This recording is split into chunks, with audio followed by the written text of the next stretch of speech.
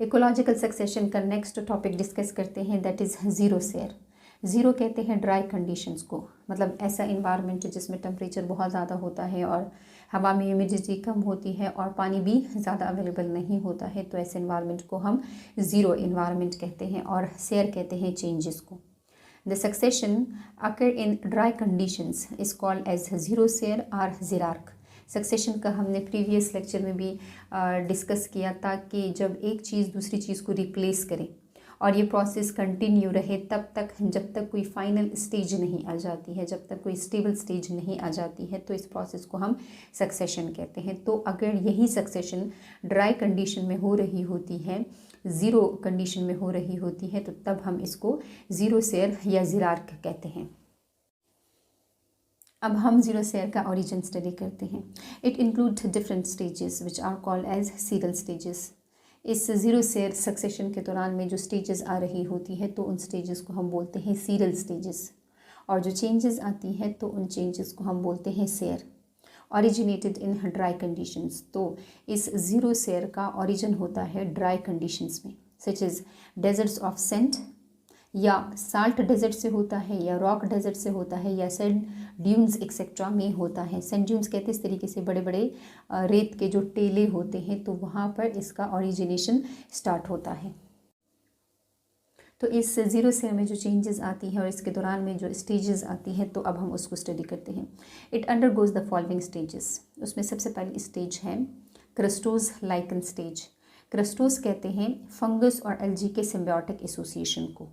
तो zero share में जो पाइनियर स्पीशी होती है तो वो लाइकन्स होते हैं। It is the pioneer stage. A bare rock consist of solid surface of large boulders, so there is no place for rooting plants. हमारे पास बड़े बड़े रॉक्स होते हैं तो इनकी जो सरफेस होती है वो ऐसी होती है जो कि सॉलिड होती है और यहाँ पे कोई रूटेड प्लांट्स नहीं ग्रो कर सकता है। मतलब ये इन्वायरमेंट इतनी सूटेबल नहीं होती है कि यहाँ पे कोई पौधा आकर रहे।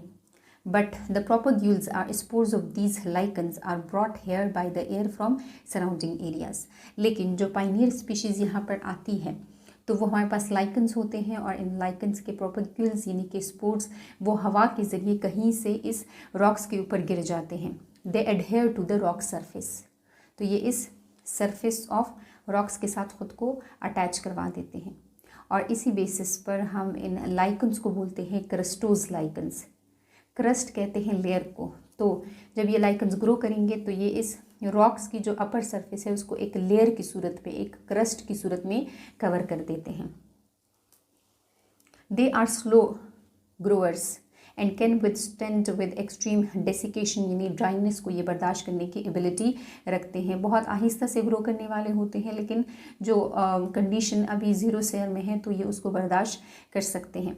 देर तेलाए, तेलाई कहते हैं ऐसी बॉडी को जिसमें हम स्टेम, रूट और लीव्स के अंदर डिफ्रेंसिएशन नहीं कर सकते हैं। Collect wind blown soil particles forming thin layer of soil और द सरफेस ऑफ रॉक्स। अब ये थोड़ी थोड़ी सी सॉइल बनाना स्टार्ट कर देते हैं क्योंकि जो हवा जा रही होती है, चल रही होती है, तो ये उस हवा से डस्ट पार्टिकल्स को कैप्चर करना स्टार्ट कर देते हैं। When there is rain they absorb water and decompose rocks by secreting acid. अब ये क्या करेंगे, जब कभी भी बारिश होगी तो ये उस बारिश के पानी को भी एब्जॉर्ब कर लेंगे और जो इनके रूट्स हैं तो वो रूट्स कुछ ऐसे एसिड्स प्रोड्यूस करेंगे जिसकी वजह से जो अपर सरफेस ऑफ रॉक है तो वो हल्का हल्का सा कोरोड होना स्टार्ट हो जाएगा। When these lichens die their thalli decompose to form humus. अब बहुत अरसे तक ये लाइकन्स यहाँ पर रहेंगे, ग्रो करेंगे, अपने आप को स्टेबल करेंगे और फिर एक ऐसा टाइम आ जाएगा जब ये एक्सटेंट हो जाएंगे तो इनकी जो डेड बॉडीज़ हैं तो वो ऐड हो जाएगी उसी सरफेस ऑफ रॉक्स के ऊपर और ये ह्यूमस को ऐड कर देंगे वहाँ पर। तो ये हमने स्टडी किया क्रिस्टोज लाइकन स्टेज के बारे में। हमने कहा कि बेयर रॉक्स थी, वहाँ पर कुछ भी नहीं था, उनके सरफेस इतने ज़्यादा सख्त थे कि वहाँ पे कोई रूटेड प्लांट आकर नहीं रह सकता था, लेकिन लाइकन्स के प्रोपोग्यूल्स कहीं इधर उधर से आए हवा के ज़रिए और उन्होंने एक सरफेस ऑफ जो रॉक्स है तो उसको कवर कर दिया फिर क्रस्ट की तरह, इसलिए हम इनको क्रिस्टोज लाइकन्स बोल रहे होते हैं। और जब ये ग्रो कर रहे होते हैं तो उस दौरान में ये हवा में से डस्ट पार्टिकल्स को भी कैप्चर कर रहे होते हैं और इनके रूट्स कुछ ऐसे एसिड्स प्रोड्यूस करते हैं जिसकी वजह से जो रॉक्स हैं तो उनके जो अपर सरफेस है तो वो करोड होना स्टार्ट हो जाते हैं। और जब यही लाइकन्स बहुत अरसे तक यहाँ पर रहते हैं और फिर उसके बाद इनकी डेथ हो जाती है तो इनकी डेथ के बाद इनकी जो डेड बॉडीज़ है तो वो भी upper surface of the rocks के ऊपर जमा हो जाती है और फिर वो ह्यूमस में कन्वर्ट हो जाती है। ह्यूमस का मतलब होता है कि वो खाद में कन्वर्ट हो जाती है। तो अब हम सेकेंड स्टेज को डिस्कस करते हैं, that is foliose and fruticose lichen stage. तो अब ये कुछ और डिफरेंट टाइप के लाइकन्स हैं जो कि इस इन्वायरमेंट में आकर रहना स्टार्ट करेंगे। Now habitat is suitable for foliose and fruticose lichens. Foliose have leaf like thalli while fruticose have small bushes. अब जिस तरीके से मैंने यहाँ पे बनाया हुआ, ये हमारे पास एक फोलियोज लाइकन है, तेलाई बॉडी है, इसमें हम डिफ्रेंसिएशन प्रॉपर्ली नहीं कर सकते हैं कि कौन सा स्टेम है कौन से इसके लीव्स है, लेकिन ये जो ऊपर वाला इसका पोर्शन है इसको हम इसके लीव्स बोल देते हैं। तो ये इस तरीके से होता है फोलियोज लाइकन। और जो फ्रूटिकोज है तो वो बुशेस की सूरत में होता है, स्मॉल बुशेस की सूरत में। वैसे ये फोलिएज से निकला हुआ टर्म है। फोलिएज का मतलब होता है प्लांट लीव्स।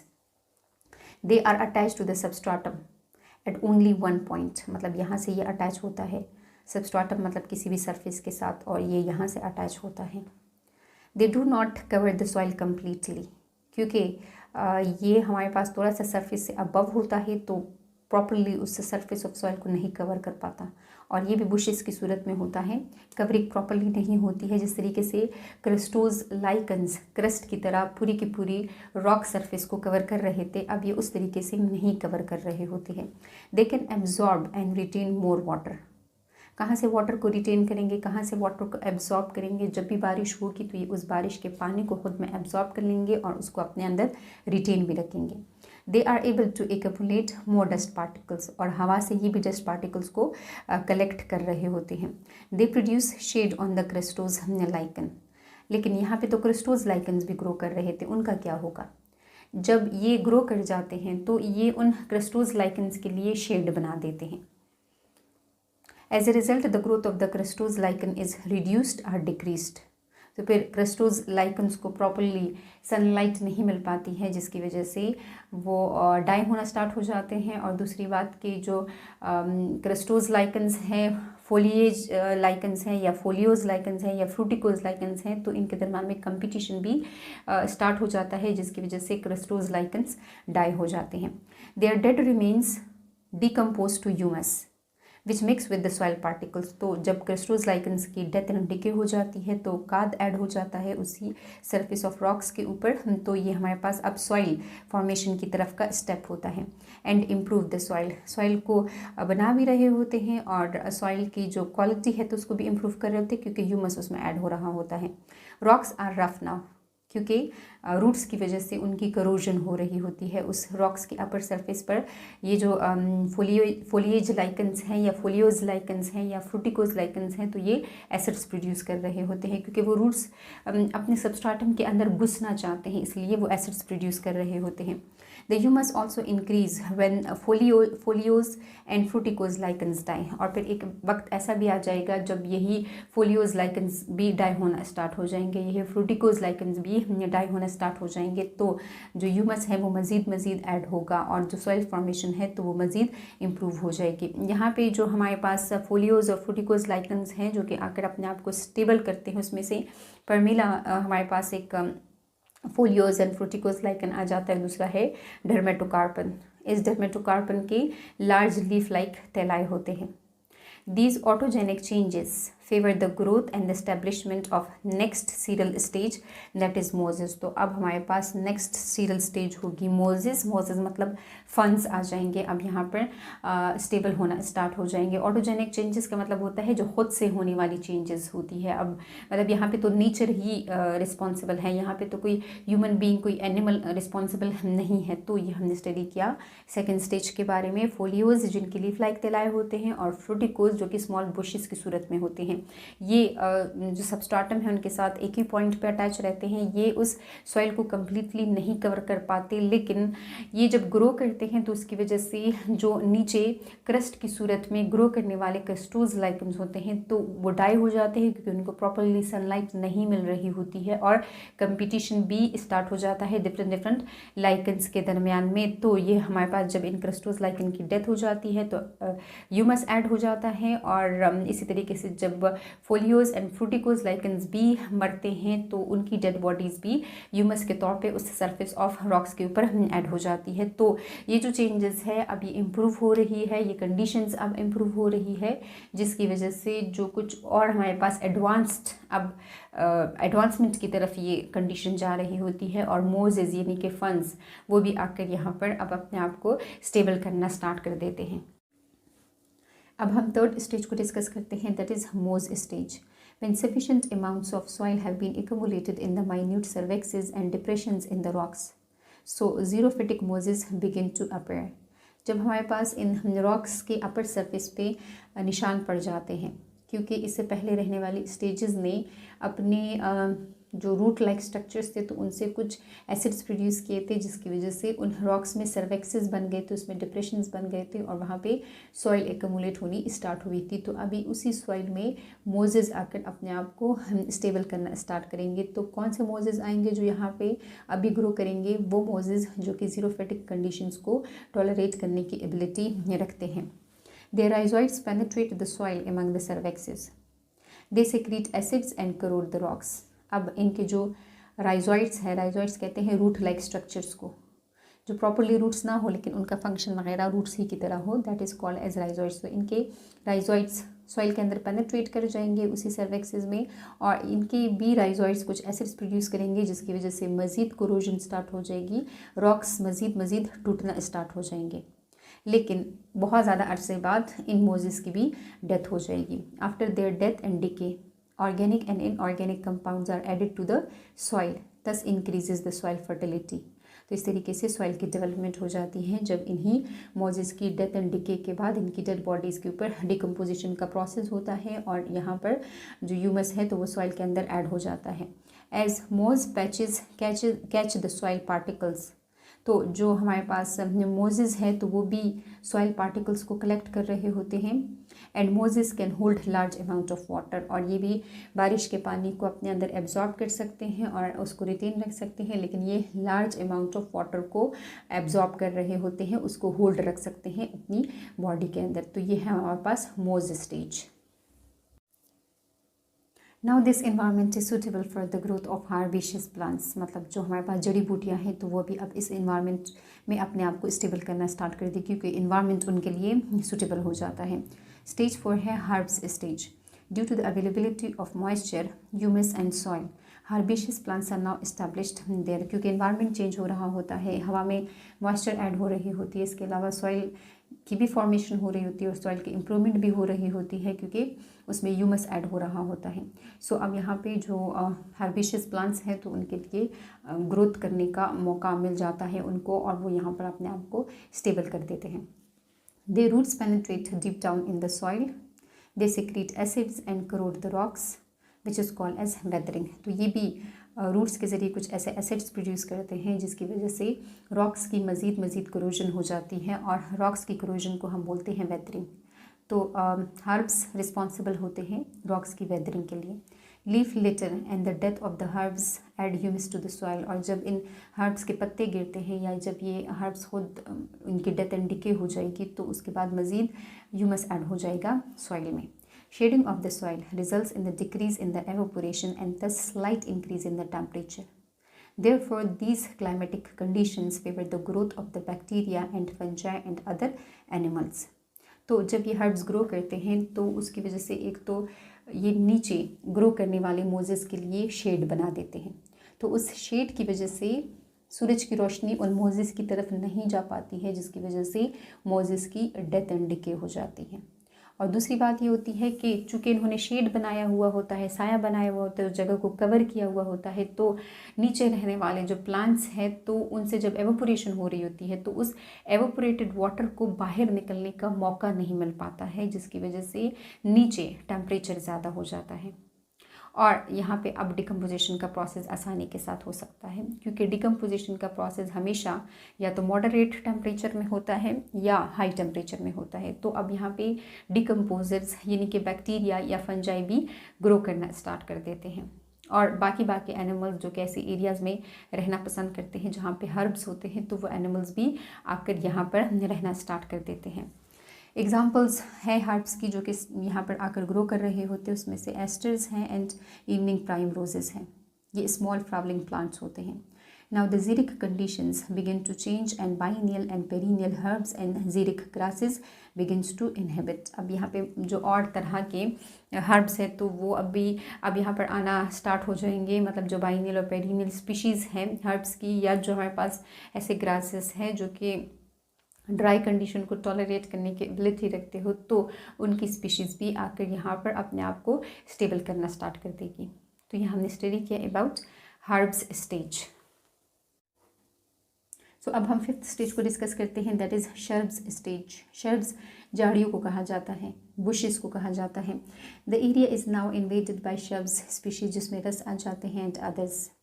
पहले यहाँ पे ऐसे बुशेस आकर ग्रो करेंगे जो इनकी हाइट बहुत ज़्यादा नहीं होगी, मतलब छोटी छोटी हाइट वाले शर्ब्स यहाँ पर आकर ग्रो करना स्टार्ट करेंगे। Early invasion of shrubs species are slow, but once a few bushes have become established, birds also invade this area and help in the seed dispersal, resulting in dense shrubs growth।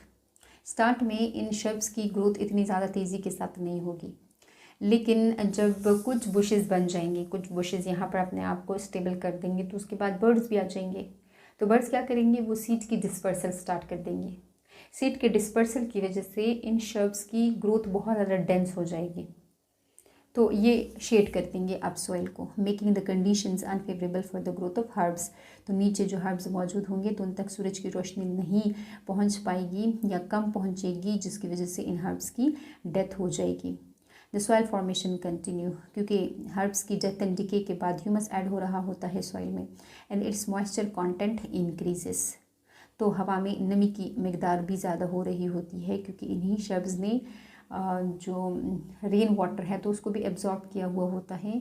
तो अब moisture content increase हो रहा होता है, और जो जीरिक condition होती है, मतलब जो ड्राई कंडीशन होती है, तो वो अब मीजिक कंडीशन में चेंज हो रही होती है। मतलब कि जो मॉडरेट इन्वायरमेंट है तो उस तक जो चेंजेस हैं वो आ रही होती है, उसमें इन्वायरमेंट चेंज हो रहा होता है। तो ये हमारे पास शर्ब स्टेज। हमने बात की कि स्टार्ट में इतनी ज़्यादा इसकी ग्रोथ नहीं होती है, कुछ एक आधी शब्द यहाँ पर ग्रो करते हैं, लेकिन जैसे ही बर्ड्स आते हैं और वो सीड डिस्पर्सल स्टार्ट कर देते हैं तो शब्द बहुत डेंसली ग्रो करना स्टार्ट कर देते हैं, जिसकी वजह से शेड बन जाता है और नीचे वाले हर्ब्स की डेथ एंड डिके हो जाती है। तो सॉइल में मज़ीद ह्यूमस ऐड हो जाता है, मॉइस्चर कंटेंट इम्प्रूव हो जाता है और कंडीशंस म्यूजिक हो जाती है। और इस शर्ब स्टेज में जो पहले पहले आने वाले शर्ब्स होते हैं तो उसमें रस आ जाते हैं एंड अदर्स। तो ये है शर्ब स्टेज। तो अब हम 6th स्टेज को डिस्कस करते हैं, दैट इज़ ट्री स्टेज। तो अब कंडीशंस इतनी ज़्यादा फेवरेबल हो जाएगी कि इवन के ट्रीज़ भी आकर यहाँ पर अपने आप को स्टेबल करेंगे। Changes in environment favour the colonisation of tree sampling. Sampling का मतलब होता है young trees, depending on the nature of soil. तो अब ये सॉइल के नेचर पे डिपेंड करता है कि उसके पास कम पानी अवेलेबल है या ज़्यादा पानी अवेलेबल होता है, तो उसी के बेसिस पर डिफरेंट ट्रीज़ की स्पीशीज़ भी यहाँ पर आकर अपने आप को स्टेबल करेंगे। फॉर एग्ज़ाम्पल, अगर पोरली ड्रेन सॉइल है तो वहाँ पे ओक के ट्रीज़ ग्रो कर रहे होते हैं। The trees form canopy and shade the area. जिस तरीके से ये हमारे पास एक ट्री है तो इसका ये जो टॉप लेयर है इसको हम बोलते हैं कैनोपी। ये दूसरा ट्री है, इसका भी ये टॉप लेयर कैनोपी कहलाएगा, तो ये एक अपर लेयर बना देंगे, मतलब ये कैनोपी बना देंगे, जिसकी वजह से नीचे का एरिया शेडेड हो जाएगा। अब यहाँ पे कोई ऐसा प्लांट नहीं ग्रो कर पाएगा जो कि शेड लविंग नहीं हो। यहाँ पे आप सिर्फ शेड लविंग प्लांट्स की स्पीशीज़ ही ग्रो कर पाएंगी। Shade loving shrubs continue to grow as secondary vegetation. तो जस्ट वही शब्स ग्रो कर पाते हैं जो कि शेड लविंग होते हैं, और ये सेकेंडरी वेजिटेशन बन जाते हैं, क्योंकि प्राइमरी वेजिटेशन ये होती है, सबसे टॉप पर ये होती है, और फिर नीचे हमारे पास यही शब्स आ जाते हैं एज ए सेकेंडरी वेजिटेशन, जो दूसरे नंबर पर आने वाले होते हैं, तो वो हमारे पास शब्स होते हैं। Leaf litter and decaying roots add humus making the habitat more favourable for the growth of trees. तो अब यहाँ पे लार्ज ट्रीज भी आकर अपने आप को स्टेबल कर सकते हैं, क्योंकि मज़ीद इन्वायरमेंट चेंज हो रहा होता है। मोजेस एंड फंस भी जहाँ जहाँ पर कहीं सूरज की रोशनी जा पाती है तो वहाँ पर वो भी अपनी अपीयरेंस शो कर देते हैं।